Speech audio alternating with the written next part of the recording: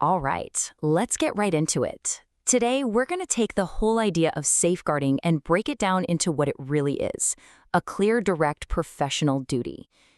If you work with children, knowing exactly what to do when a concern pops up isn't just a good idea, it's your absolute responsibility.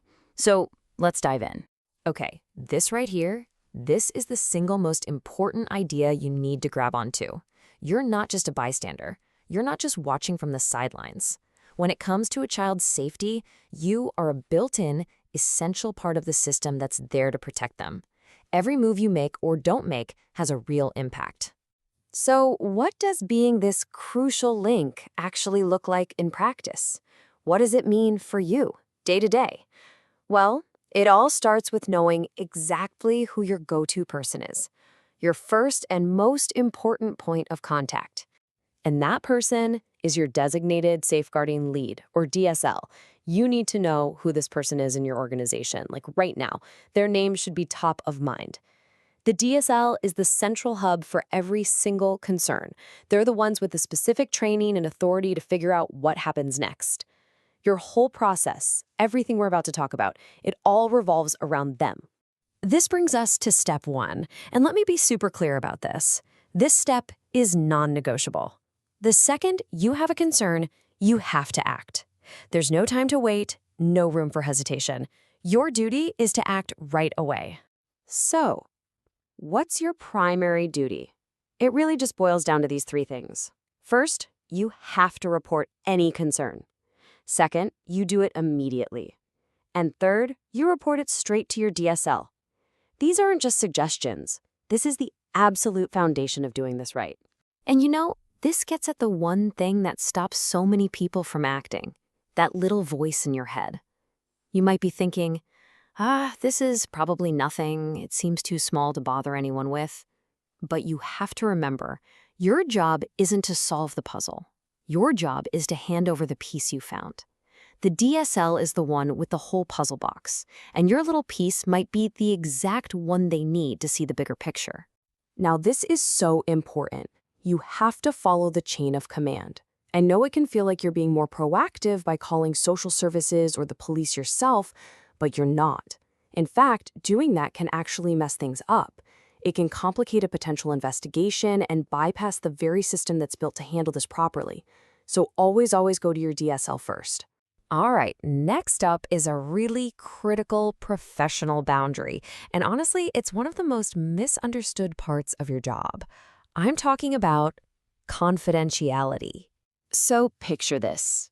A student has just told you something worrying. Or maybe you saw something that just didn't sit right. Your first instinct is probably to talk about it, right? To process it with someone. So the big question is, who can you actually talk to? And the answer is, well, it's really simple and incredibly strict. There is only one person you can talk to, your designated safeguarding lead. That's it. Not a trusted colleague, not the child's parents, and definitely not other students. Discussing it with anyone else is a serious breach of your professional duty. So why are we so intense about this? Because when you break that confidence, the consequences can be devastating. You could compromise an entire investigation, you could accidentally tip off someone who might be causing harm, and worst of all, you could put the very child you're trying to protect in even more danger. The entire process depends on you keeping this confidential. Okay, so you've reported it to the DSL. What's next? Your very next job is to write it down. And we're not just talking about scribbling a few notes on a sticky pad. We're talking about creating a professional, factual record, one that could actually be used as formal evidence down the line. Just look at this table. This is the golden rule of recording things down. You have to stick to the facts. No opinions, no guesswork. So instead of writing something vague like, the student seemed neglected, you write what you actually saw. Student's uniform was dirty. Instead of writing, I think something is wrong at home, you write down the exact words a student used. Student said, quote, my dad pushed me, end quote. See the difference? Factual observations are evidence. Your interpretations are not. So here's a simple 5-step checklist to follow every single time. 1. Write it down immediately while the details are still fresh in your mind. 2. Use factual language only. 3. If a student said something, quote them word for word. 4. Get all the key context, the date, the time, where it happened. And 5. Sign it, date it, and get that report to the DSL, making sure it stays confidential. So let's pull all this together. We've talked about reporting, about confidentiality, about recording.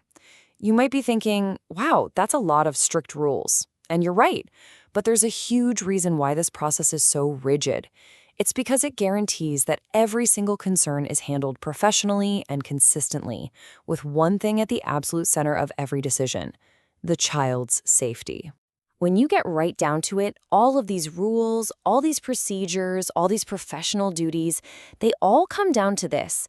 They exist for that one child who needs you to step up, the one student who might not have anyone else looking out for them. The fact that you followed the protocol, that you didn't second-guess yourself, that you did your job, that might be the single action that makes all the difference for that one child. So we're back where we started. You are the crucial link in the safeguarding chain. Understanding these steps isn't just about ticking a box in your training, it's about being prepared to act when it matters most. So the only question left to ask yourself is, are you ready?